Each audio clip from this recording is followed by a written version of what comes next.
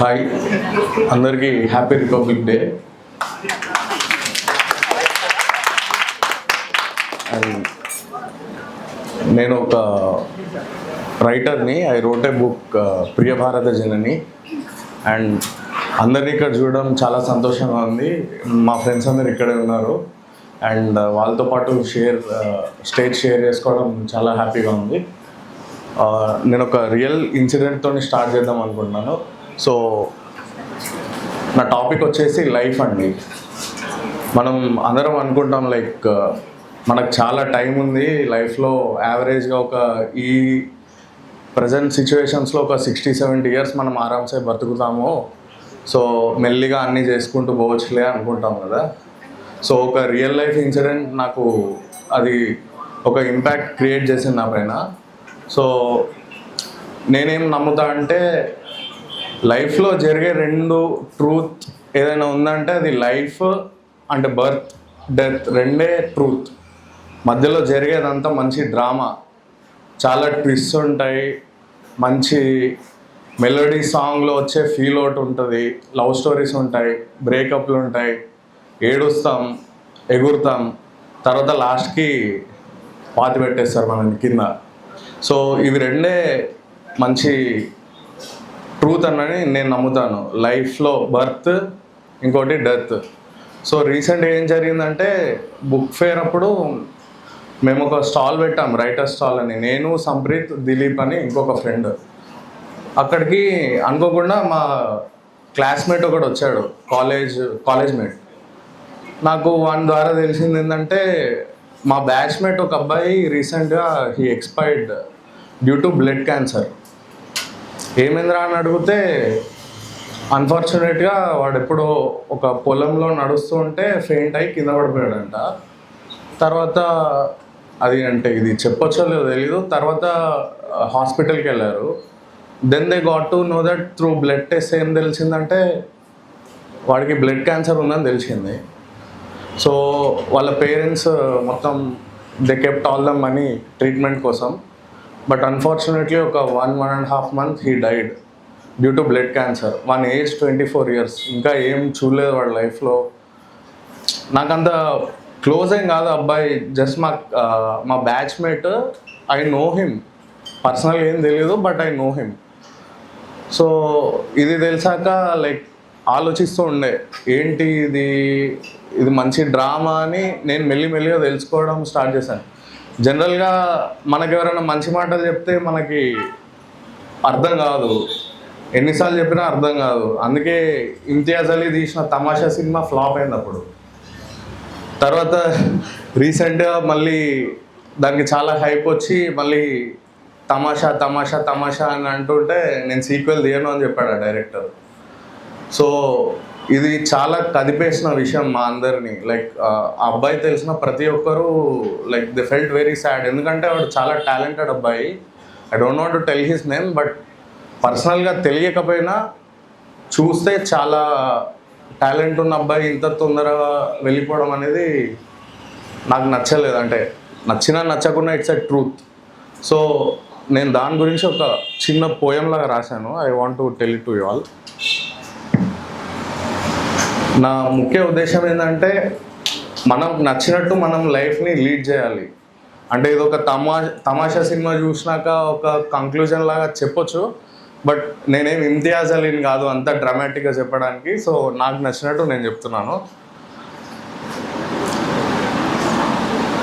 నేనేమనుకుంటున్నా అంటే నీ హృదయం దాచుకున్న నిజానివి, బయటకు నటిస్తున్న అబద్ధానివి. ఇట్లా ఎంతమంది మీ లైఫ్ని లీడ్ చేస్తున్నా అనుకుంటున్నారు? చేతు లేపకపోయినా మీరు తెలుసుకుంటే చాలా లైఫ్లో ప్రోగ్రెస్ అవుతారని నా ఉద్దేశం. ఎందుకంటే మనం సొసైటీ కోసం బ్రతుకుతున్నాం, మన కోసం ఎంతమంది మనం బ్రతుకుతున్నామో తెలీదు. సొసైటీ ఒక కాలేజ్ బయటికి రాగానే జాబ్ కావాలి, జాబ్ అయినాక కొన్ని రోజులకు పెళ్ళి చేసుకోవాలి, తర్వాత పిల్లలు, వాళ్ళ లైఫ్ కోసం మనం కష్టపడడం. సో మన పేరెంట్సే ఫస్ట్ ఆఫ్ ఆల్ ఒక పెద్ద మిస్టేక్ చేశారని నేను అనుకుంటా. ఎందుకంటే వాళ్ళకి తెలియని ఏజ్లోనే పెళ్లి చేసేసుకున్నారు. మన ఏజ్ వచ్చేసరికి వాళ్ళకి పిల్లలు ఉన్నారు. తర్వాత ఇంకొన్ని రోజులు అయిపోయినాక మన రెస్పాన్సిబిలిటీస్ అంటే మన స్టడీస్, మన కాలేజ్, మన స్కూల్, ఇవన్నిటికీ వాళ్ళు కష్టపడుతున్నారు. కానీ నిజంగా వాళ్ళ ప్యాషన్ని వాళ్ళు ముందుకు తీసుకెళ్ళడానికి వాళ్ళకి అంత టైం దొరికిందని నేను అనుకోను. నేను ఇంట్లో కూడా అనుకుంటా, లైక్ మా పేరెంట్స్తో టైం వచ్చినప్పుడు నేను కూడా చెప్తూ ఉంటా, మీరే చాలా పెద్ద తప్పు చేశారు. ఎందుకంటే మీ ప్యాషన్ ఏంటో మీకు తెలుసో తెలీదో నాకైతే తెలీదు, కానీ లైఫ్లో కొన్ని చేయాల్సినవి ఉంటాయి. ఎందుకంటే పునర్జన్మ అనే కాన్సెప్ట్ని నేను అస్సలు నమ్మను. ఇప్పుడు ఉన్నాము, ఇప్పుడు ఏం చేస్తున్నామో అదే వర్త్ ఇట్. తర్వాత ఏం చేస్తున్నాం అనేది ఎవరు చూడరు, మనం కూడా చూస్తామో లేదో తెలియదు. తర్వాత చీమై పుడతాం, నక్కై పుడతాం, నేను నమ్మను. అసలు పుడతామో లేదో కూడా డౌటే. కాబట్టి ఏదున్నా ఇప్పుడే చేసేయండి. టైం అస్సలు లేదు, ఎవరికేమైందో తెలీదు. Life is very very short. And ఇది నేను చాలా బలంగా నమ్మాను. కాబట్టే I wrote a book recently. అంటే చాలా 22-23 ఏజ్కే నేను ఒక బుక్ రిలీజ్ చేశాను. నాకు చేయాలనిపించి నేను చేశాను. నేను కాలేజ్లో చేయాలనుకున్నాను, కానీ కోవిడ్ వల్ల ఐ కుడెంట్ డూ దట్. కానీ ఇది కోవిడ్లో జరిగిన ఒక థాట్ ప్రాసెస్ వల్ల నాకు ఒక స్టోరీ వచ్చింది మైండ్కి. సో నేను అప్పుడు రీవిజిట్ చేసుకున్నాను. ఎప్పుడు చిన్నప్పటి నుండి చాలా బుక్స్ చదువుతుండే ఎక్కువ స్కూల్లో ఉన్నప్పుడు, కానీ నేను అది రియలైజ్ కాలేదు నా లోపల కూడా ఒక రైటర్ ఉన్నాడని. 2020 లాక్డౌన్లో నాకు ఒక స్టోరీ తట్టింది మైండ్లో నైట్. అప్పుడు కొంచెం ప్రశాంతంగా ఉంటుంది కదా, అప్పుడే నేను చాలా బాగా రాయగలుగుతా. అప్పుడు ఒక స్టోరీ, అది షార్ట్ ఫిలింగా తీసుకుందాం అనుకున్నాం, కానీ అది ఎలా తీయాలో నాకు అర్థం కాలేదు. తర్వాత ఒక స్క్రిప్ట్ రాసుకున్నాం. అది కూడా ఇప్పుడిప్పుడే డైరెక్ట్ సినిమా అయితే తీయలేమనే క్లారిటీ వచ్చింది. దాన్ని ఒక బుక్లా కన్వర్ట్ చేస్తే ఆబ్వియస్గా చాలామంది చదువుతారు, రీచ్ కూడా బాగానే ఉంటుంది కదా అని దాన్ని ఒక బుక్లా కన్వర్ట్ చేసి రీసెంట్లో బుక్ లాంచ్లో పెట్టాము. అనుకున్న దానికంటే ఎక్కువనే రిసీవ్ చేసుకున్నారు. అండ్ చదివిన ప్రతి వాళ్ళు రివ్యూస్ ఇస్తున్నారు. And I'm very happy for that. Book లాంచ్లో 40 బుక్స్ పోతే ఎక్కువ నా బుక్, 40 బుక్స్ సేల్ అయితే ఎక్కువ అని నేను అనుకుని 40 బుక్సే ఆర్డర్ ఇచ్చాను. బట్ ఫైనల్లీ అది ఒక 150+ బుక్స్ సేల్ అయిపోయాయి. I was very fortunate that people received my book so with their heart. నాకు వాళ్ళందరికీ చాలా థ్యాంక్స్ అని ఈ మీడియం ద్వారా చెప్పాలని అనిపిస్తుంది. అండ్ మీరు ఏమనుకున్నారో లైఫ్లో అన్నీ చేసేయండి. లైఫ్ చాలా షార్ట్. ఇప్పుడు ఇక్కడ ఉన్నాం, మనం తర్వాత ఎక్కడ ఉన్నాం మనకు తెలీదు, అసలు ఉంటామో లేదో కూడా తెలియదు. ఇది నేను చాలా బలంగా నమ్మి ఇదే మీకు చెప్పాలని నేను అనుకున్నాను. సో అప్పుడెప్పుడో రిలీజ్ అయిన తమాషా మూవీ 2015లో రిలీజ్ అయింది, ఇప్పుడు 2025, 10 years స్పాన్. ఇంతియాజ్ అలీ చాలా ముందే చెప్పాడు మనందరికీ, కానీ మనం అప్పుడు ఆ సినిమాని ఫ్లాప్ చేసాము. ఎందుకు చేసామో అర్థం కాలేదు, ఎందుకంటే మనకు అప్పుడు అంత మెచ్యూరిటీ ఉంటుందని కూడా నాకు తెలీదు. బట్ వీలైతే ఆ మూవీ మళ్ళీ చూడండి. నాకైతే అది ఒక టర్నింగ్ పాయింట్ అని నేను అనుకుంటా. ఆ మూవీ నా లైఫ్లో చాలా పెద్ద టర్నింగ్ పాయింట్. నేను చాలా నేర్చుకున్నా ఆ మూవీ నుండి. మీరు కూడా ఏం నేర్చుకుంటారో ఒకసారి చూసి find your passion and it will be the driving force of your life. Thank you so much. నా పేరు నవనీత్. జనరల్గా నాకు స్టోరీ రాయడం లాంటి 1 year, దాదాపు ఒక 1 year నుంచి నేను స్టార్ట్ చేశాను. అరౌండ్ నేను సైట్ నుంచి రూమ్కి వెళ్ళే దారిలో నాకు చిన్న ఒక స్టోరీ స్ట్రైక్ అయింది. అది నేను రాసిన ఫస్ట్ స్టోరీ. అది ఇప్పుడు ఒకసారి ఈ సందర్భంగా ఒకసారి మీతో షేర్ చేసుకుందామని. అది సమయం రాత్రి 3 గంటలకి. ఊరి పొలిమేర నుండి ఒక యువకుడు భుజానికి బ్యాగ్ వేసుకొని ఒంటరిగా అడుగులు వేస్తూ ఊరి పొలిమేర నుంచి ప్రవేశించాడు. అలా కొంత దూరం ప్రయాణించగానే ఊరిలోంచి భయంకరమైన శబ్దాలు ఆ యువకుడికి వినిపించడం మొదలైంది. ఇక ఆ యువకుడి గుండెల్లో భయం మొదలైంది. ఊపిరి బిగబట్టి అడుగులు వేస్తూ ధైర్యంగా ముందుకు సాగాడు. అంతటి చలిగాదుల్లో కూడా అతనికి ఒళ్ళంతా చెమటలు పట్టడం మొదలైంది. ఇంతకీ ఆ యువకుడు ఎవరు, ఆ బ్యాగ్ ఏంటి, ఆ ఊళ్ళో ఏం చేస్తున్నారు అనేదే ఈ కథ. అతని గురించి తెలియాలంటే అతని ఫ్లాష్ బ్యాక్ తెలియాలి. ఒకసారి మనం గతంలోకి వెళ్దాం. గతంలో 1997వ సంవత్సరంలో లక్ష్మణ్ ఊర్మిళ అనే ఒక ముచ్చటైన ప్రేమికుల జంట. వాళ్ళు పెద్దల్ని ఎదురించి పెళ్లి చేసుకున్నారు.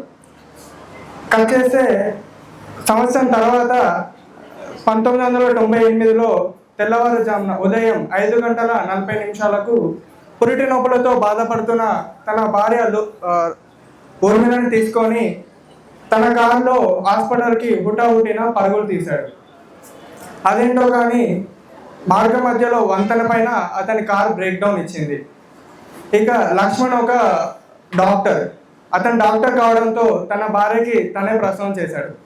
ఎప్పుడైతే సూర్యకిరణాలు అలా ఉద్భవిస్తూ పడుతుండడంతో మన ఊర్మిళ పన్నంటి మగబిడ్డకు జన్మనిచ్చింది. ఎప్పుడైతే సూర్యకిరణాలతో ఉద్భవించినటువంటి మన ఆ బిడ్డకి సూర్య అని నామకరణం చేశారు. అలా కొన్ని రోజులు గడిచాయి. సూర్య ఆటల్లో, చదువుల్లో, అన్ని రంగాల్లో ముందుండేవాడు. చాలా చురుకుగా ఉండేవాడు. మన లక్ష్మణ్ ఊర్మిళ కూడా చాలా గారవంగా పెంచారు. కొన్ని సంవత్సరాల తర్వాత సూర్య యుక్త వయసుకు వచ్చాక మనం చూసుకున్నట్టయితే 2023 ఆ సంవత్సరంలో క్యాంపు పని అని చెప్పి సూర్య వాళ్ళ నాన్నగారు ఊరు వెళ్ళాల్సి వచ్చింది. తర్వాత 2 రోజుల తర్వాత వాళ్ళ నాన్నగారు తిరిగి వచ్చాక వాళ్ళ నాన్నగారిలో మార్పులు గమనించిన సూర్య క్యాంపులో ఏదో జరిగే ఉంటుంది, ఏం జరిగిందో కనుక్కుందాం అని చెప్పేసి ఆ రోజు పడుకొని పోతాడు. తెల్లారి కిటికీలోంచి సూర్యకిరణాలు సూర్య ముఖంపై చెంపకాయలు వేసి, రే ఇంకా ఎంతసేపు పడుకుంటావురా, లేకరా, లేచి కళ్ళు తెరిచి చూడు త్వరగా అంటాడు. మనడు కళ్ళు నురుకుంటూ లేచి చూసరికి తన ఎదురుగా వాళ్ళ అమ్మ నాన్న దూలానికి శవాలై వేలాడుతున్నారు. అమ్మా ఏంటి? షాక్లో ఉంటాడు. అసలు ఏం జరుగుతుందో అర్థం కాదు. మనోడికి ఏం మాటలు లేవు. పరిగెత్తుకుంటూ వెళ్ళి అమ్మ పాదాలు పట్టుకొని, అమ్మ ఏమైందమ్మా, నువ్వెందుకు ఇలా చేసావమ్మా, అసలు ఏం జరిగిందమ్మా, నిన్నే కదమ్మా నాతో నీ పెళ్లి చూడదు నేను ఎడికెళ్తా అని అన్నావు కదమ్మా, ఇంత పిలిచి నిర్ణయం ఎలా తీసుకున్నావమ్మా, నన్ను వదిలి ఎలా వెళ్తారమ్మా అని గట్టిగా బోర్ని విలిపించాడు. వెంటనే నాన్న పాదాలు పట్టుకొని, ఏమైంది నాన్న, అసలు క్యాంపులో ఏం జరిగింది, మీరు ఈ పిచ్చి నిర్ణయం తీసుకునేంతలా ఏం జరిగింది అని నాన్న చేతిలో ఉన్న ఉత్తరాన్ని చూశాడు. ఆ ఉత్తరాన్ని చూసిన సూర్య ఉన్న చోటనే కుప్పకూలాడు. అసలు ఆ ఉత్తరంలో ఏముందంటే ఈ విధంగా ఉంది. నాన్న సూర్య, నేను మీ అమ్మను, మమ్మల్ని క్షమించు. మీ నాన్న క్యాంపు పని అని చెప్పి వెళ్ళింది అది అబద్ధం. నేను ఒక సైన్స్ స్టూడెంట్ సైంటిస్ట్ని. మా పెళ్ళికి ముందే మేము ప్యారలల్ యూనివర్స్ గురించి పరిశోధన మొదలు పెట్టాము. మా బెడ్రూమ్ కింద అండర్ గ్రౌండ్ తవ్వి అందులో పరిశోధన కొనసాగించాము. పరిశోధనలో భాగంగా మాకు ప్యారలల్ యూనివర్స్కి లూప్ హోల్ పాయింట్ దొరికింది. అది దండకారణ్యం. చిత్రకూట గ్రామానికి 3 కిలోమీటర్ల దూరంలో ఉన్న దండకారణ్యం మన అడవిలో ఉంది. ఆ లూప్ హోల్ కనుక్కోవడానికి మీ నాన్నగారు క్యాంపు పని అని చెప్పి అక్కడికి వెళ్ళారు. అక్కడికి వెళ్ళిన తర్వాత దండక అనే అసురులు మీ నాన్నపై దాడి చేశాయి. ఆ గాయాలతో నాన్నగారు చాలా ఇబ్బంది పడి ఇది సాధ్యమయ్యేలా లేదు, ఈ అసురులు ఇక్కడ నుండి అసురులతో పోరాడినంత శక్తి మనకు లేదు, మనము మన సజీవంగా ప్యారలల్ యూనివర్స్కి చేరుకోలేము, మనము మన దేహాలను విడిచి అంతరాత్మతో ప్యారలల్ యూనివర్స్కి వెళ్దామని నిర్ణయించుకున్నామని చెప్పేసి వాళ్ళ దేహాన్ని వదిలేస్తారు. ఇదంతా విన్న ఉత్తరంలో ఉన్నట్టు చదివినటువంటి సూర్య, అరే నేను కూడా ఒక సైన్స్ స్టూడెంట్నే అమ్మా, మీరు నాకు చెప్తే నేను ఆ మాత్రం అర్థం చేసుకోలేనా, మీకు సపోర్టివ్గా ఉండలేనా అని చెప్పేసి బోరున విలపించాడు. ఆ ఉత్తరంలో ఇంకో మ్యాటర్ కూడా ఉంది. మా దేహాలను 48 అవర్స్ లోపు 48 గంటల లోపు ఆ ప్యారలల్ యూనివర్స్లోకి తీసుకెళ్తే మేము అక్కడ మళ్ళీ బ్రతకొచ్చు అని చెప్పేసి ఉంది. అప్పుడు సూర్య ఆలోచించి, అంటే మా అమ్మ నాన్నని నేను తీసుకెళ్తే బ్రతికించుకోవచ్చు కదా అని చెప్పేసి అండర్ గ్రౌండ్లోకి వాళ్ళ అమ్మ నాన్న వాళ్ళ బెడ్రూమ్ అండర్ గ్రౌండ్లోకి వెళ్ళి పరిశోధనకు సంబంధించిన టూల్స్ అవన్నీ పట్టుకొని ఎంక్వైరీస్ అవన్నీ చేసి స్టేటస్ అప్డేట్స్ అన్ని క్షుణ్ణంగా పరిశీలించి దండకారణ్యం వాళ్ళ అమ్మ నాన్న దేహాలను ఒక ఐస్ పెట్టెలో భద్రపరిచి దండకార్యానికి బయలుదేరారు.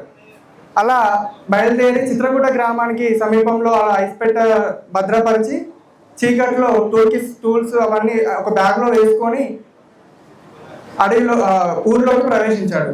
అలా కొంత దూరం ప్రయాణించగానే మనోనికి దండక అసురులు, ఆ అసురుల శబ్దాలు మనకి వినిపించాక కూడా మనోడు చాలా ఊపిరి బిగపట్టి కొంత దూరం ప్రయాణించాడు. అడవిలో ఒక టార్చ్ లైట్ పట్టుకొని అడవిలో అడుగుపెట్టాడు. అడుగుపెట్టిన మరుక్షణమే ఏదో యుగాంతం వచ్చినట్టు అలజడులు, ఎక్కడో ఉన్న గుడి గంటలు శబ్దం చేయకుండా ఇక్కడ నుండి వెళ్ళిపో అనే హెచ్చరికలు వినిపిస్తున్నాయి. ఈదురు గాలులతో ఇటు రావద్దు అనే నినాదాలు, ఉరుములతో ఊరు దాటి వెళ్ళిపో అనే సంకేతం. ఇవన్నీ ఏవి ఆలోచించకుండా మనోడు పట్టువలని విక్రమార్కుడిగా అడవిలోకి ప్రవేశించాడు. అలా అడవిలో ప్రవేశించగానే కొంత దూరం బయలుదేరగానే మనోడికి దండకార అనే అసురులు సూర్య వెనక భాగం నుంచి దాడి చేశారు. దాడి చేసిన మరుక్షణం టార్చ్ లైట్ కింద పడిపోయింది. సూర్య వెతుకులాటలో, టార్చ్ లైట్ కోసం వెతుకులాటలో దండక అనే అసురులు ఇక్కడ ఎందుకున్నారు అనే ఆలోచన ఉత్తరం గుర్తొచ్చింది. దండకార అసురులు ఎక్కడ ఉంటే అక్కడ లూప్ హోల్ ఉంటుంది కదా అని అనుకొని మనోడు అక్కడనే వెతకడం స్టార్ట్ చేశాడు లూప్ హోల్ కోసం. ఇంతలోనే మనోడు అసురులు గట్టిగా దాడి చేయడంతో మనోడు ఒక్కసారిగా పైకి ఎగిరిపోయాడు, ఆకాశం పైకి ఎగిరాడు. ఎగిరిన వెంటనే అదేంటి తెల్లారింది, సూర్యకిరణాలు సూర్య ముఖంపై పడింది. ఇదేంటి తెల్లవారింది, సూర్యోదయం అయింది, అయినా అడవిలో ఇంత కటిక చీకటి ఏంటి, ఇది ఎలా సాధ్యం అని చెప్పేసి అనుకోగానే మళ్ళీ గ్రావిటీతో మళ్ళీ కింద పడిపోయిన వెంటనే మనోడికి టార్చ్ లైట్ దొరికి ఆ టార్చ్ లైట్ అసురుల ముఖం పైన ఫ్లాష్ చేస్తాడు. వేయంగానే మనోడి వెలుగుకి అసురుల ముఖం మొత్తం శక్తి మొత్తం క్షీణిస్తుంది, పవర్స్ పోతాయి. అదేంటి టార్చ్ లైట్ అంటే వెలుగు పడంగానే మనోడు అసురులు అంతమైపోతాయి అన్న పాయింట్ మనోడికి తట్టింది. అసలు అసురులు అక్కడ ఎందుకు ఉన్నారు అనేది క్వశ్చన్ మార్క్. పూర్వం దానికి ఫ్లాష్ బ్యాక్ ఏంటంటే, పూర్వం మనకు సూర్య భగవాను నుండి మనోడికి దండకారైన ఆర్మీకి శాపం ఉండేది అన్నట్టు. అసురులు ఒక బ్రహ్మదేవుడు, అసురులు మరో యుగానికి అంటే ప్యాలెన్ యూనివర్స్ అంటే ఈ యుగం నుండి మరో యుగానికి ద్వారపాలకులుగా అసురులని మన బ్రహ్మదేవుడు అక్కడ పెట్టాడు అన్నట్టు. అది ఎందుకు శాపం ఏంటి అనేది పురాణాలు కూడా లిఖించబడలేదు. అయితే ఇక్కడ ప్రస్తుతానికి వచ్చేసి మనోడు కింద పడిపోయాక వాళ్ళంతా అసురుల మొత్తం శక్తి మొత్తం క్షీణించాక కొంతసేపటికి ఊహించని రీతిలో సూర్యకిరణాలు అడవిపై పడడం మొదలయ్యాయి. మనోడు సడన్ గా షాక్ అయ్యి అస్సలు సూర్యకిరణాలు పడడం ఏంటి, ఇవంతా ఏంటి, సడన్ గా ఇప్పుడు పడడం ఏంటి అని షాక్ లో ఉన్నాడు. సూర్యకిరణాలు పడడం వెంటనే మన అసురులంతా ఒక్కొక్కరుగా అంతమైపోయారు. ప్యారలల్ యూనివర్స్ ఓపెన్ అయిపోయింది. మనోడు ఇక దూసుకెళ్ళి మన అమ్మా నాన్నల మృతదేహాన్ని పట్టుకొని ప్యారలల్ యూనివర్స్ కి వేగంగా దూసుకెళ్ళారు. అంతా బాగానే ఉంది. మరి అసలు సూర్యకిరణాలు ఎలా పడాయంటారు అనేది ప్రశ్న మీ మనసులో ఇంకా ప్రశ్నిస్తూనే ఉంది కదా. దానికి సమాధానం ఏంటంటే, ఎప్పుడైతే మన సూర్యకిరణాలతో ఉద్భవించాడో ఆ అడవికి ఉన్న శాప విమోచనం కూడా సూర్యతోటే ముడిపడింది.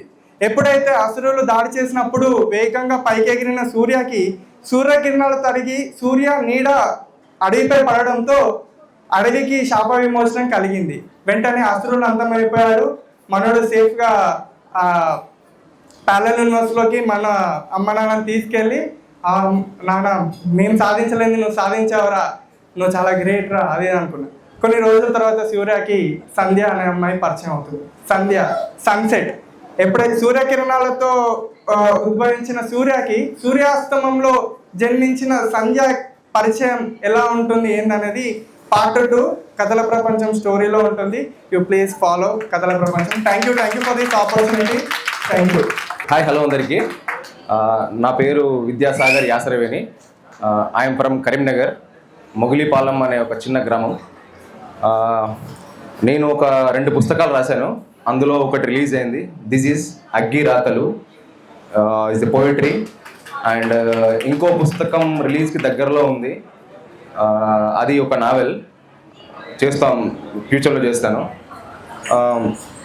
ముందుగా నేను కవిత్వం గురించి కానీ సినిమా గురించి కానీ సినిమా పాటల గురించి కానీ కథల గురించి కానీ చెప్పే ముందు అవి నన్ను నా లైఫ్లో ఎంత బాగా ఇన్స్పైర్ చేసేవో చెప్తాను. చిన్నప్పటి నుంచి నేను చిన్నప్పుడు 10th క్లాస్ దాకా జెడ్పిహెచ్ఎస్ గవర్నమెంట్ స్కూల్లోనే చదువుకున్నాను. సో చిన్నప్పటి నుంచి బట్టి పట్టడం, త్రైమాసిక, annual, that one quarterly exams అన్నీ బట్టి చదివిందే 6, 7 దాకా. బట్ ఊహ తెలిసి 10th క్లాస్ వచ్చేదాకా 10th class Telugu text book అనేది నా లైఫ్లో మార్చింది. 10th క్లాస్లో ఉన్న పద్యాలు కానీ 10th క్లాస్లో ఉన్న స్టోరీస్ కానీ నన్ను చాలా అంటే చాలా ఒక రైటర్గా మార్చాయి. ఈరోజు అటజని కాంచ భూమిసురుడంబర చుంబి శిరస్స రజ్జరి మహర్మహృత దొంగ తరంగ అనే ఒక పద్యం ఇంకా గుర్తుందంటే నాకు అది మా తెలుగు సార్ యొక్క గొప్పతనం అనుకోండి. ఆయన గురించి తర్వాత చెప్తాను. నా పేరు గుర్తుపెట్టుకోండి, విద్యాసాగర్ యాసరేవిని. ఎస్. దెన్ చిన్నప్పుడు తెలుగు పాస్ అయ్యాము, intermediate, then BTech as usual. ఆ తెలుగు 10th తెలుగు తర్వాత నేను కూడా చిన్న చిన్న కవితలు రాయడం స్టార్ట్ చేశాను. దెన్ ఆఫ్టర్ బీటెక్ లాస్ట్ ఇయర్లో ఒక చిన్న ఇన్సిడెంట్ చెప్తాను. అంటే నా కవిత్వం అక్కడ స్టార్ట్ అయింది యాక్చువల్లీ. మా ఫ్రెండ్ ఒకతను 4th ఇయర్ లాస్ట్ సెమిస్టర్ అయిపోతుంటే ఒక అమ్మాయికి ప్రపోజ్ చేయాలి, ఐ వాంట్ 1 లవ్ లెటర్ అని అడిగాడు. He don't know anything. అప్పటికి నేను రైటర్ అని తెలుసు. సో వచ్చాడు, రాయమన్నాడు. నేను కూడా చందమామ, ఆకాశం, వాట్ అన్నీ వర్ణించి ఇచ్చేసా. అయిపోయింది. లాస్ట్ డే తర్వాత బీటెక్ ఎవరు పరిచయం అంటే మీన్స్ కలవరు. That is last day, last exam. Then after last day అయిపోయింది, అందరూ గందరగోళంలో ఉన్నారు. అతను ఆ అమ్మాయి దగ్గరికి వెళ్ళాడు, ఇచ్చేసాడు, అయిపోయింది. అయిపోయిన తర్వాత చదివినట్టుంది, ఐ డోంట్ నో. అక్కడనే నేను మా ఫ్రెండ్ ఉన్నాము. మా ఫ్రెండ్ వెళ్ళిపోయాడు, నేను ఒక్కడిని నిల్చొని ఉన్నా. అదే రోజు సాయంత్రం ఆ అమ్మాయి నా దగ్గరికి వచ్చింది. ఎందుకు వచ్చిందో నాకు అర్థం కాలేదు. సిగ్గుపడుతుంది, నా దగ్గరికి వచ్చింది, లెటర్ నాకు ఇచ్చింది, వెళ్ళిపోయింది. నాకు అర్థం కాలేదు. లెటర్ ఇచ్చింది వాడు, రాసింది నేను. ఆ విషయం అమ్మాయికి తెలియదు. ఈ అమ్మాయికి ఎలా తెలిసిందని నేనే ఒకసారి లెటర్ ఓపెన్ చేసి చూసా. ఆ లెటర్లో ఇట్లు నా పేరు రాశా. That is very biggest mistake. ఆమె నవ్వు వెళ్ళిపోయింది, కానీ అప్పటికి నేనేం చేయలేదు, జస్ట్ వెళ్ళిపోయా అంతే. ఆ తర్వాత ఆమె ఎక్కడుందో కూడా నాకు తెలియదు ఇప్పుడు. సో అట్లా ఫస్ట్ కవిత్వానికి నాకు ఒక నా చిన్న రిలేషన్ ఏర్పడింది. నాలో ఒక కవుడు మీన్స్ ఒక రచయిత ఉన్నాడని తెలుసుకున్న మూమెంట్ అది. దెన్ ఆఫ్టర్ సినిమాల ప్రభావం, ఫస్ట్ కవిత్వం గురించి చెప్తాను. Then after BTech last year అయిపోయిన తర్వాత చాలాసార్లు రాసేవాడిని. ఇన్స్టాలో సగ్గా రైటింగ్స్ అని ఒక పేజ్ ఉంటుంది, Sagga writings. My name is Sagar. So Sagga writings post చేసేవాడిని, రాసేవాడిని. కానీ ఒక బుక్ రాయడానికి కారణం ఏంటంటే ఒక ఇన్స్టాగ్రామ్ పోస్ట్. ప్యారలల్గా ఇన్స్టాగ్రామ్లో చూస్తూ ఉంటే ఒకసారి ఒక పర్సన్ నన్ను చాలా ఇన్స్పైర్ చేశాడు. అతను చిన్న ఏజ్లోనే చాలా బుక్లు రాశాడు. సో వై కాంట్ వి అన్న కోణం నుంచి నేను కూడా చాలా బుక్లు రాద్దాము, ఖచ్చితంగా ఒక బుక్ రాయాలి అని నిశ్చయించుకొని అప్పుడు జాబ్ చేస్తుండే. ఖాళీ టైం ఎక్కువ ఉంటుండే వచ్చినాక. ఇప్పుడు కూడా జాబ్ చేస్తున్నా, ఇప్పుడు కూడా రాస్తున్నా. బట్ అప్పుడు ఖాళీ ఇంకా ఎక్కువ టైం ఉంటుండే. అప్పుడు రాసిన పుస్తకమే ఈ అగ్గిరాతలు. చిన్నప్పుడు నేను చూసిన సంఘటనలను బట్టి నాకు మా బాబాయ్ ఉంటుండే, శ్రీనివాస్ నారాయణపురం అని ఒక బాబాయ్. ఆయన నాకు చెప్తుండే, ఆయన మంచి రైటర్. అప్పుడు నేను రాసే మూమెంట్లో మంచి రైటర్, ఆయన ఇప్పుడు రాయట్లేదు. బట్ ఆయన నన్ను చాలా ఇన్స్పైర్ చేశాడు రైటింగ్ ప్రాసెస్లో. ఆయన ఈ బుక్ రాయకముందు నాకు ఫస్ట్ ఆయన చెప్పినది ఏంటంటే, మన కథలు కానీ కవిత్వాలు కానీ మన బతుకుల నుంచే పుడతాయి, మన జీవితాల నుంచే పుడతాయి, మన చుట్టుపక్కల ఉన్న జీవితాల నుంచే పుడతాయి. అదే నేను తీసుకొని నా బుక్లో ఇంప్లిమెంట్ చేద్దామని తీసుకున్నాను, బుక్ రాశాను. అది ఎలాంటివంటే, చిన్నప్పుడు నేను చూసిన కొన్ని అసమానతలు, కొంతమంది చేసిన కార్యక్రమాలన్నీ. ఇప్పటికీ కొంతమంది ఇంటికి వస్తే చెంబులో నీళ్ళు ఇవ్వరు, చెంబు కడుక్కుంటారు. వాకిట్లోకి వస్తే వాకిట్లో నీళ్ళు చల్లుకుంటారు. అసమానతలు అన్ని అసాంఘిక కార్యక్రమాలు కూడా చూశాను. కొంతమంది రాజకీయ నాయకుల దౌర్జన్యాలు, ఇవన్నీ చూసి దీన్నే నా చుట్టుపక్కల జరిగే కొన్నిటినే నేను బుక్గా చేద్దాం అని ఫిక్స్ అయ్యి బుక్ రాశాను. అదే అగ్గిరాతలు. దెన్ దాని తర్వాత ఒక చిన్న ఇన్సిడెంట్, నా సెకండ్ బుక్ గురించి చెప్తాను. సెకండ్ బుక్ రాయడానికి మెయిన్ రీజన్ వచ్చేసి మా ఫాదర్కి జరిగిన అవమానం. నా సెకండ్ బుక్కి రీజన్. నా కథలు ఎప్పుడు నా లైఫ్ నుంచే పుడతాయి, నా కవిత్వాలు ఎప్పుడు నా లైఫ్ నుంచే పుడతాయి, అది గట్టిగా నమ్ముతాను నేను. మా ఫాదర్ ఒక ఫార్మర్. ఆయన ఒకసారి ఒక మీటింగ్ జరుగుతుంటే, మా ఫాదర్ జనరల్గా వరి నాట్లు వేస్తారు కదా, మీకు ఐడియా ఉంటుంటుంది. జనరల్గా బురద ఉంటుంది. అక్కడికి వెళ్ళిన తర్వాత వరి నాట్లు వేసేటప్పుడు సెట్ పాయింట్ అన్ని తీసేసి జస్ట్ షార్ట్ మీద జస్ట్ ఒక వేసుకొని పని చేస్తారు. బురద అంటే అంటుతుంది, అందుకే వాళ్ళు అదే చేస్తారు.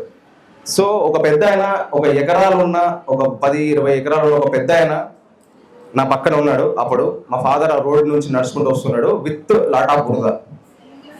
ఆ బురద నుంచి వస్తుంటే ఆయన నాతో అన్నమాట, మీ అయ్యకు బట్టలు లేవా, మీ అయ్య బట్టలు ఎప్పుడో ఉన్నాడా, మీ అయ్యకు అంత సీన్ లేదు అని నాతో అన్నమాట. అప్పుడు నేను బీటెక్ 4th ఇయర్.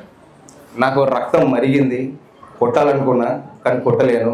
నాకంత బలం లేదు, ధనబలం లేదు. అప్పటికి బీటెక్ చదువుతున్నా. So that is the major scene in my second book. ఆ సీన్ పట్టుకునే నేను మొత్తం కథ రాశాను, మొత్తం స్క్రీన్ ప్లే డెవలప్ చేశాను. దాని పేరే ఎకరాల ఫకరు. జస్ట్ షూ ఎకరాల ఫకరు అనే ఒక స్టోరీ ఇన్స్పిరేషన్ మా నాన్నకు జరిగిన అవమానం. అది ఆ క్యాండిడేట్కి తెలిసిన ఏం పీకలేడు. ఎస్, అది అంతే. దెన్ కమింగ్ టు కవిత్వం అయిపోయిన తర్వాత next I would like to tell about cinema నన్ను ఎంత ప్రభావితం చేసింది గురించి చెప్తాను. టైం ఉంది కదా బ్రో? ప్రశాంత్ టైం ఉంది ఇంకా చెప్పచ్చు. ఓకే, సినిమా ఎంత ప్రభావితం చేసిందో చెప్తాను. బేసికల్లీ మాది కరీంనగర్ కాబట్టి మా దగ్గర దుబాయ్ కల్చర్ ఎక్కువ. దుబాయ్కి వెళ్ళడం అప్పుడు 2010 ముంగడు అనుకుంటా. టీవీలు కూడా లేవు మాకు అప్పుడు. 6th 7th క్లాస్ నేను. పక్కింట్లో దుబాయ్ వెళ్ళి వస్తే ఆ పక్కింట్లో టీవీ ఉంటే చూచి రాతలు హోంవర్క్ అన్ని చేసిన తర్వాత పోయి కూర్చొని చూసేవాడిని. అలా సినిమా అనేది నాకు చాలా అలవాటు అయిపోయింది. అందులో వాళ్ళు కూర్చొని వాళ్ళు తినకుండా, వాళ్ళు అంటే ఆ ఫ్యామిలీ తినకుండా చేసుకోకుండా ఉన్నప్పుడు మేము సినిమా చూసేవాళ్ళము. ఆ సినిమా చూస్తుంటే వాళ్ళు వీడు ఎప్పుడు పోతారా బయటికి అన్నట్టు చూస్తూ ఉన్నాను. అలాంటి సిచ్యువేషన్ ఫేస్ చేశాను. దెన్ అట్లా సినిమా అలవాటు అయింది. నేను కోవిడ్ టైంలో వన్స్ ఐఎమ్ రైటర్ రాయగలుగుతాను అన్నప్పుడు ఈ యూట్యూబ్ కల్చర్ ఎక్కువ, ఈ మై విలేజ్ షో, అప్పుడే యూట్యూబ్ కల్చర్ ఎక్కువైంది. మా ఫ్రెండ్స్ అంతా గ్యాంగ్ అంతా, రే నువ్వు రైటర్ కదా, ఏదో ఒక చిన్న స్క్రిప్ట్ రాయు, వీ విల్ డూ ఇట్ అని ఒక చిన్న ఫోన్లో తీద్దామని అనుకున్నాము. నేను ఒక 5 minutes షార్ట్ ఫిల్మ్ తీద్దామని ఒక 1/2 hour కూర్చొని రాశాను. ఆ మూమెంట్ తగ్గట్టు ఆ షార్ట్ ఫిల్మ్ పేరు అవలాగాలు. ఎస్, అవలాగాలు. నాకు ఇన్స్పిరేషన్ ఏంటంటే పూరి జగన్నాథ్ గారి టైటిల్స్ ఎప్పుడు చాలా రివ్యూగా ఉంటాయి.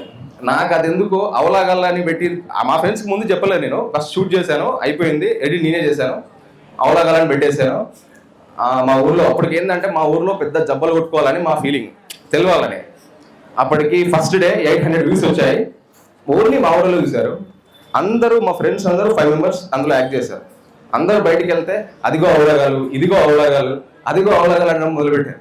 వాళ్ళందరూ నా దగ్గర వచ్చి నువ్వు ఏం తీసినవారు, ఈ అవలాగాలేదు, ఈ కథ ఏందని వాళ్ళు నన్ను టార్చర్ పెట్టడానికి స్టార్ట్ చేశారు.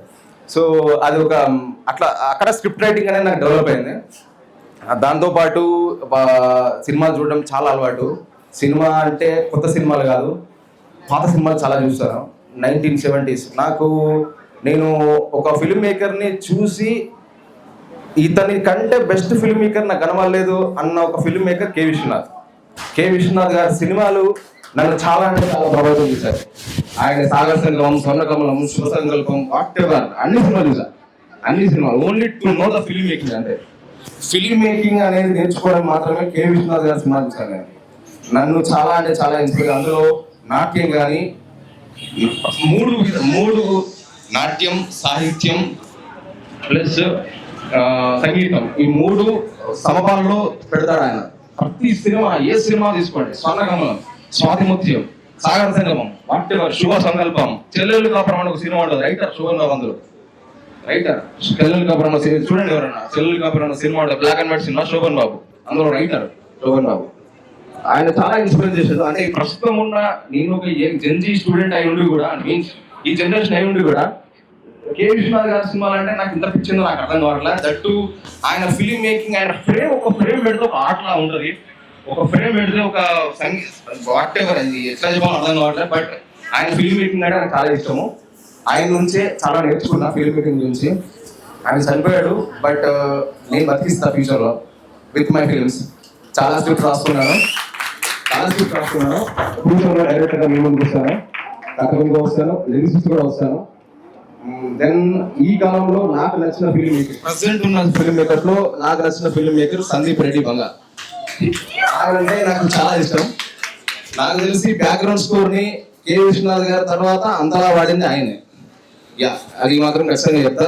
బికాస్ ఆఫ్ ఆయన నేను యానిమల్ సినిమా ఒక 20 times మ్యూట్ లో చూసుంటా, మ్యూట్ లో. ఎందుకంటే నాకు ఆ ఫిల్మ్ మేకింగ్ అంత ఇంట్రెస్ట్. డైరెక్ట్ చూస్తే ఫిల్మ్ మేకింగ్ లో నేను ఎంజాయ్ చేసుకోవచ్చు. ఫస్ట్ నేను ఏ సినిమా అయినా ఫస్ట్ జస్ట్ ఎంజాయ్ చేయడానికి చూస్తా. దెన్ ఆఫ్టర్ దాదాపు ఫిల్మ్ మేకింగ్ గురించి ఆయన స్టార్ట్ బిగిన్ ఎట్లుంది, స్టార్టింగ్ ఎట్లుంది, ఎండింగ్ ఎట్లుంది, how he uses background score అనేది చాలా అబ్జర్వ్ చేస్తాను. సో చూసి ఒకసారి మ్యూట్ లో చాలా సార్లు చూసాను యానిమల్ సినిమా. అర్జున్ రెడ్డి కూడా అంతే. కానీ నన్ను సందీప్ రెడ్డి బంగా గారు చాలా అంటే చాలా ప్రభావితం చేస్తారు. ఇద్దరే డైరెక్టర్లు, K Vishwanath and Sandeep Reddy Vanga in the generation. అలా నేను చాలా కథలు రాసుకున్నాను. దాదాపు ఒక 30-40 స్టోరీస్ ఉన్నాయి సినిమాకే. అందులో బౌండ్ స్క్రిప్ట్లు 2 రెడీ అయ్యాయి already, waiting for the producer. And I will direct the movie. This will be honour to the my K Vishwanath and Sandeep Reddy Vanga. That's all. Then ఒక చిన్న విషయం చెప్పి ముగిద్దాం అనుకుంటున్నా. నా పేరు గుర్తుంచుకోమని చెప్పా, విద్యాసాగర్ యాసరవేణి అని.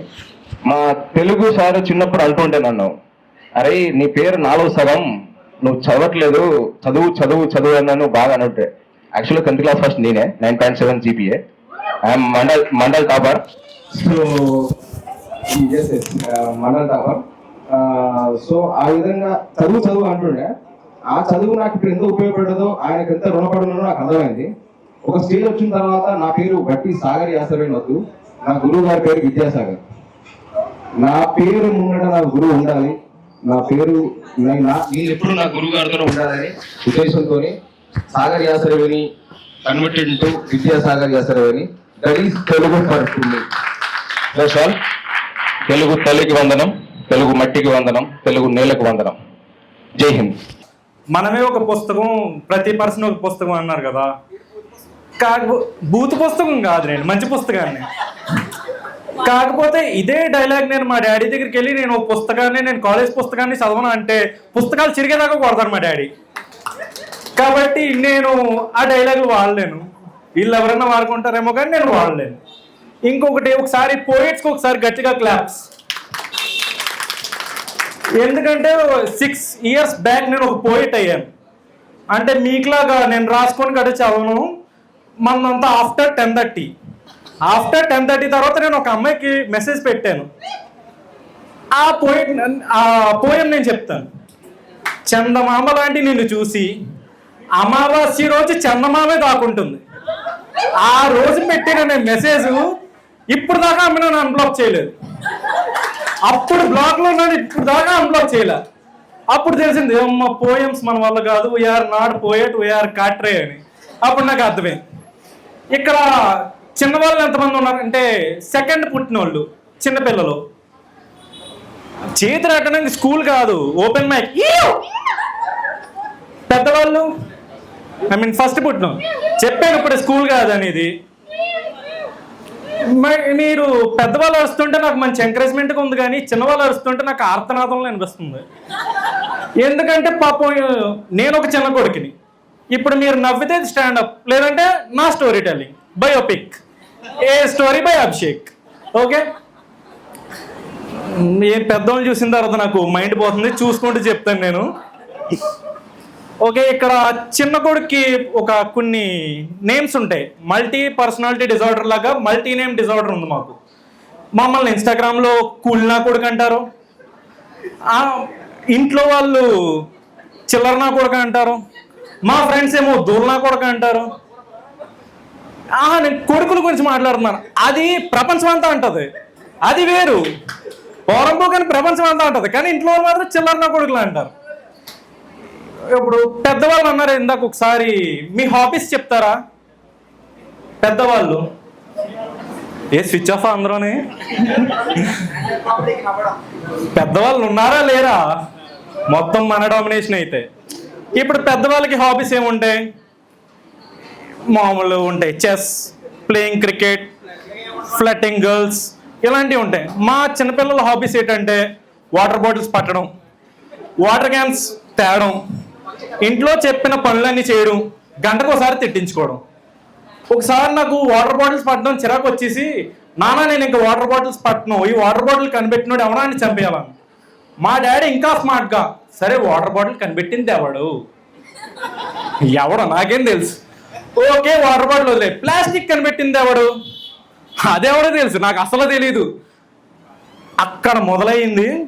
వీడికి ప్లాస్టిక్ కనిపెట్టినోడు ఎవడో తెలియదంటే వీడికి చదువు రాదు, వీడికి చదువు రాదంటే వీడికి ఉద్యోగం రాదు, వీడి ఉద్యోగం రాదంటే వీడి పెద్ద పేవర్ చదువా, వీడి పేవర్ చదువు అంటే వీడు అన్నయ్యకి పెళ్ళి అవ్వదు, వీడు అన్నయ్యకి పెళ్ళి అవ్వకపోతే వీడికి పెళ్ళి అవ్వదు, వీళ్ళిద్దరికి పెళ్ళి అవ్వకపోతే ఇలా పిల్లలు పుట్టరు, వీళ్ళ పిల్లలు పుట్టకపోతే నా వంశం అంతం అయిపోతుంది. చెడపుట్టు నా కొడక. నేను వాటర్ బాటిల్స్ దగ్గర మొదలెడితే నువ్వు వంశం అంతం దాకా వెళ్ళిపోయావు. What a imaginary daddy. ఈ ఇంట్లో ఫేవరిజం కూడా చాలా గొప్పగా ఉంటుంది. ఈ మమ్మీలు పెద్ద కొడుకు ఏమన్నా తప్పు చేస్తే సంతూర్ మమ్మీస్ లాగా నవ్వుతూ, అమ్మా బంగారు తల్లి ఏం చేస్తావమ్మా అని ఇలా చాలా డీసెంట్గా మాట్లాడతారు. అదే చిన్న కొడుకు తప్పు చేస్తే ఈజిప్ట్ మమ్మీలా మారిపోతారు, ఎందుకో తెలీదు. ఒరే నా కొడక, రే అనవసరంగా పుట్టావు నువ్వు, చెడగొట్టడానికే పుట్టావు నువ్వు అన్నట్టు ఫిక్స్ అయిపోతారు. ఇంకా చిన్న కొడుకు అంటే చెడగొట్టడానికే పుట్టాడాడు అని. ఒకసారి నేను మా అన్నయ్య కొట్టుకుంటున్నాం, నేనేం కొట్టట్లా, మా అన్నయ్య నన్ను కొడుతున్నాడా. ఇది బేసిక్ రూల్, పెద్దోళ్ళే చిన్నోళ్ళని కొడతారు. అయితే ఇక్కడ నేను ఏం చేశానంటే మా అన్నయ్యని ఒక దెబ్బ కొట్టా. మా మమ్మీ వచ్చి నన్ను కొడుతుంది. అమ్మ ఫస్ట్ థింగ్, నువ్వు అన్నయ్య మీద ప్రేమతో రాలా, కార్తీక దీపం సీరియల్ అయ్యింది కాబట్టి వచ్చావు. అండ్ రెండోది, నేను అన్నయ్యని చంపేస్తున్నాను అంటున్నావు. ఇప్పుడు దాకా కుక్కను కొట్టినట్టు కొట్టాడు, అది నీకు కనబడలా. నేను ఒక దెబ్బ కొడితే కుక్కను కొట్టినట్టు కొట్టానని చెప్పి ఇచ్చాను. అంత ఎర్రగా చేసింది మా మమ్మీ. మంచి జాంపండ్ల నిగనగలాడి జాంపండ్లు అయింది ఇదంతా. ఎర్ర జాంపండ్లే, మాది గోదావరిలో ఎర్రగా పండితే. ఇది విషయం పక్కన పెడితే మా డాడీ వచ్చారు ఈ లోపు బిజీగా, షర్లాక్ హోమ్స్లో వచ్చారు. ఈ ఎర్రగా ఎందుకు అయిందన్న, మా అన్ని ఇంకా దూలేశ్వరరావు నన్ను కొట్టాడు, అమ్మ కొట్టిందాము. మా డాడీ రెండో చంపేరగా చేశాడు. What a legendary daddy. పూర్తిగా కూడా తెలుసుకోకుండా నువ్వు నన్ను కొట్టేసావా, ఓకే నో ప్రాబ్లం. ఇంకొకటి ఇది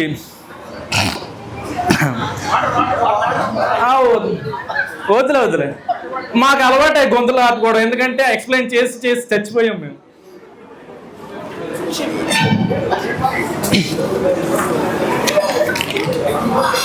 అమ్మ ఇలాగే మొన్న ఒక ప్రీ రిలీజ్ ఈవెంట్లో వాటర్ అయితే కేసు పెట్టారు ఆయన మీద.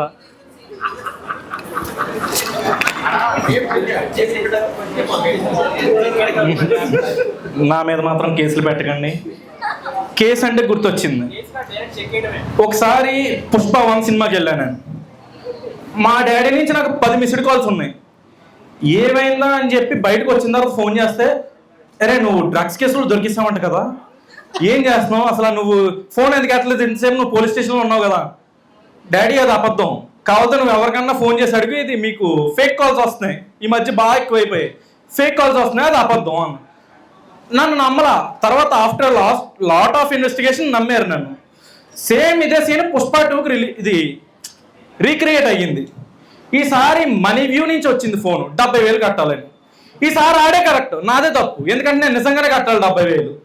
అయినా సరే మా డాడీ ఫోన్ ఎత్తి, మా అబ్బాయి అప్పు చెయ్యడు, ఓకే మాది చాలా రాయల్ ఫ్యామిలీ, మా అబ్బాయికి నెలకి నేను 100 రూపాయలు ఇస్తాను, అయినా చాలా జాగ్రత్తగా ఖర్చు పెట్టి ఉండడం, ఆ లెవెల్ ఆఫ్ కాన్ఫిడెన్స్తోనే ఉంటే అమ్మయ్య బాగానే మా డాడీ కవర్ చేశారు. లేదంటే ఇప్పుడు నోటీసులు అంటారు, మనీ వ్యూలో 70,000 అమ్మో అనుకున్నాం.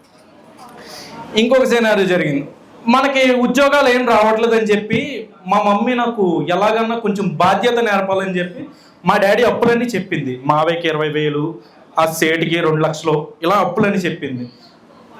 బాధ వేసింది, ఏంటి నాన్నగారు ఎంత కష్టపడుతున్నానా అని.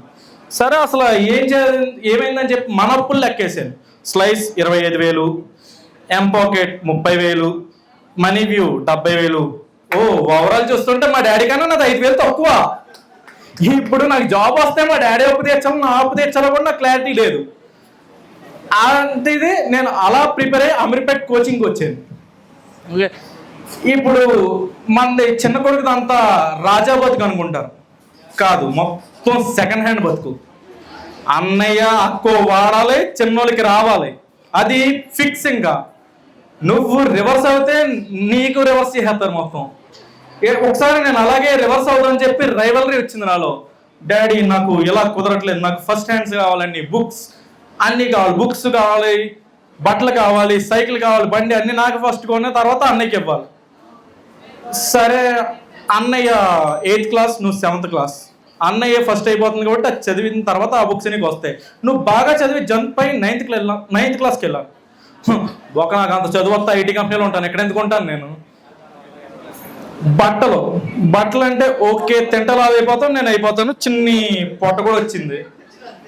అది చాలా మంది ఫ్రెండ్స్ ప్రెగ్నెంట్ అంటున్నారు, కానీ కాదు, ఇది తినడం వల్ల వచ్చిన పొట్ట.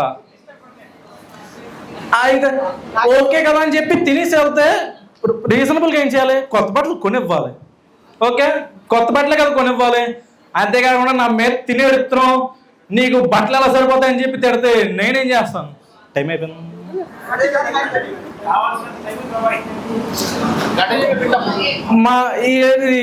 మన చిన్న కొడుకుకి చిన్న కూతురికి కొన్ని స్కిల్స్ ఉంటాయి, కుకింగ్ స్కిల్స్.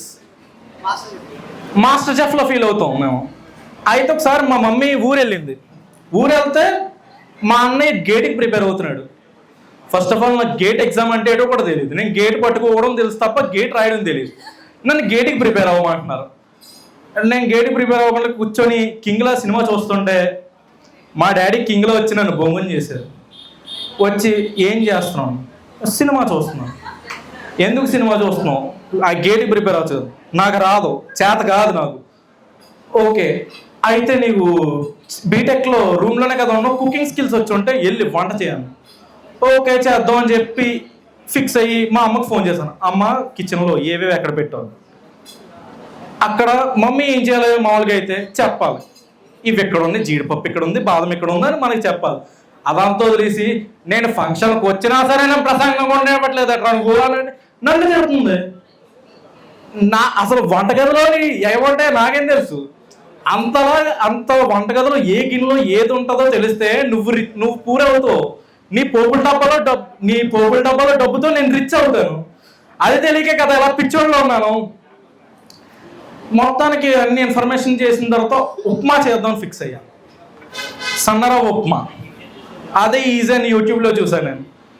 సన్నరవ ఉప్మా చేద్దామని చెప్పి చేసి మా డాడీకి నాన్నగారు అని ఇలా మా daddy for the first time in his life ఉడకని ఉప్మా తిన్నారంట. నేను పెట్టిన తర్వాత అసలు సన్నరవ ఉప్మా వేడి నీళ్ళలో వేస్తే బాయిల్ అయిపోద్దంట. అలాంటిది నేను అది కూడా పచ్చిగా పెట్టా. అమ్మో చాలా డేంజర్గా ఉందని చెప్పి ఆమ్లెట్ వేద్దామని ట్రై చేసాం. చాలా సింపుల్, గుడ్డు చేత కొట్టేసేచ్చు అని చెప్పి ఆమ్లెట్ ఓపెన్ చేసాం. ఆమ్లెట్ చేస్తే మనకి ఇన్స్టాగ్రామ్ రీల్స్ భయంకరమైన ఎఫెక్ట్ చూపించింది. మధ్యలో అట్లోస్ పెట్టి ఇలా స్పైరల్ కించేద్దామని చెప్పి ఇలా తిప్ప, మధ్యలో బొక్కడిపోయింది. అయ్య బాబోయ్, కీర్తిశేషులు అభిషేక్ అని ఫ్లెక్స్ పడుతుంది అనుకున్నా. కాకపోతే కుక్కలా కొట్టించుకున్న అభిషేక్ అని మా వీధిలోని హల్చల్ అయ్యింది.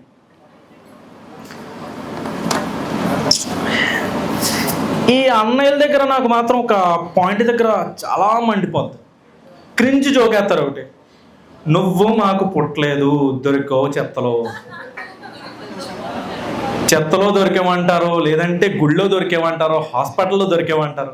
మా మమ్మీ ఇంకా పెద్ద డైరెక్టర్, మీరు కాదు రైటర్స్. మా మమ్మీ నన్ను ఎవరో హాస్పిటల్లో కంటే మా మమ్మీ ఏదో ఒంట్లో బాగాలేక హాస్పిటల్కి వెళ్తే ఎవరో చెయ్యి తగిలిందంట స్ట్రెచ్చర్ మీద చేయలి. మీరెవరో నాకు తెలీదు, తిన మా అబ్బాయి, మీరే జాగ్రత్తగా చూసుకోవాలి, ఏమనకండి. ఒకవేళ అదే నిజమైనా సరే ఆవిడ ఏమనొద్దండి, మీరు మాత్రం నన్ను కుక్కని కొట్టినట్టు కొడుతున్నారు. ఇంకా కుక్కనే కొంచెం జాగ్రత్తగా కొడుతున్నారు, నన్ను ఇంకా గట్టిగా కొడుతున్నారు. అలా ఇది ఈ క్రింజ్ జోక్ ఏంటో నాకు ఎప్పటికీ అర్థం కాదు. మా ఇంట్లోనే అనుకున్నా, మా ఇంట్లో కాదు, నేను విన్న చిన్న కొడుకులు చిన్న కూతురులో మ్యాక్సిమం ప్రతి ఒక్కరి దగ్గర ఇదే జోక్ అన్నా. అందుకే నేను రివర్స్లో జోక్ వేసా, అమ్మ నాన్నకి పిల్లలు పుట్టగా నేను దత్తత తెచ్చుకున్నారు, తర్వాత నేను పుట్టాను. అందుకే మా డాడీకి అప్పుడప్పుడు సెల్యూట్ కొట్టాలనిపిస్తుంది. నా మీద ఎందుకో తెలియని నమ్మకం. ఒకసారి వచ్చి సరదాగా సిట్టింగ్ అయిపోయిన తర్వాత ఫ్రెండ్స్తో తాగేసి వచ్చిన తర్వాత కూర్చొని జాబ్ వచ్చిందా నీకు అన్నాడు. మొన్నే రీసెంట్గా 4 LPAతో జాబ్ వచ్చింది, అర్జెంట్గా ఆఫర్ లెటర్ చింపాను. ఆఫర్ లెటర్ ఎందుకు చింపాలి, ఇంకా అమ్మో మన మీద ఎక్స్పెక్టేషన్స్తో 6-7 కోరుకుంటున్నారా అనుకొని, ఓకే మనం కూడా కొంచెం మనకి మనం ఎలివేషన్ ఇచ్చుకుందాం అని చెప్పి చింపేసిన తర్వాత నువ్వు IAS రాస్తున్నావు. నా బయోలో నేను ఐఆమ్ సింగిల్ అని చెప్పి నేను IAS అని పెట్టుకున్నా. అది ఏ దొంగన కొడుకో మీకు చెప్పారు మీరు IAS అంటే. నాకు IAS ఫుల్ ఫామ్ కూడా తెలీదు. మొన్న గేమ్ చేంజర్ చూసేంత వరకు అసలు IAS ఏం చేస్తాడో కూడా నాకు తెలియదు. మాకు కాకినాడలో కలెక్టర్ ఆఫీస్ ఒకటి ఉంటుంది, అందులో ఉంటాడని మాత్రమే తెలుసు, అసలు ఆయన పర్పస్ ఏంటో కూడా తెలియదు. అలాంటి నేను IAS అవ్వాలంట. 12th ఫెయిల్ సినిమా చూపించా మా డాడీకి, నువ్వు IAS కలకు ఆ 4 LPAకి వెళ్ళని ఫిక్స్ అయిపోయాను.